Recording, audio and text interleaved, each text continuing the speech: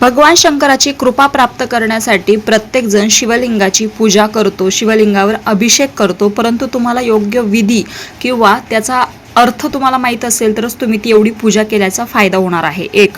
दिवसातून 3 वेळा शिवदर्शन करणारा सर्व दुःखातून मुक्त होतो.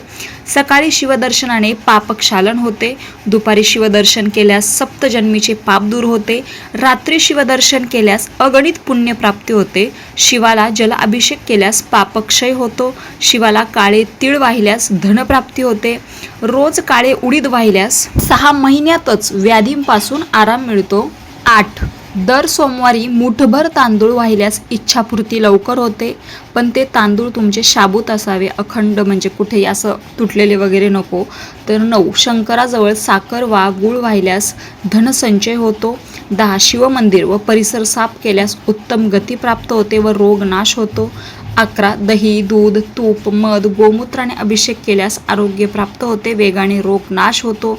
12. चंदन, केशर, कापूर मिश्रित जलाने अभिषेक केल्यास सौख्य व सौभाग्य प्राप्त होते. 13. कपिला गायीचे पंचगव्य व गंगाजलासह पहाटे पूजन केल्यास 365 कपिला गायी ब्राह्मणांना दान दिल्याचे पुण्य मिळते.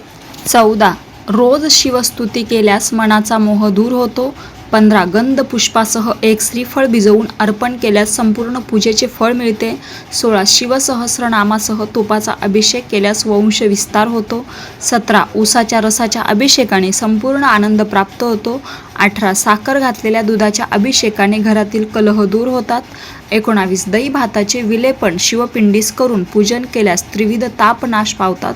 20. शिवाला 20 कमळे वाहिल्यास 1000 बिल्वपत्र वाहिल्याचे पुण्य मिळते. 21. शिवमंदिरात षोडशोपचार पूजन केल्यास 100 अपराध क्षम्य होतात. रामकृष्ण हरी.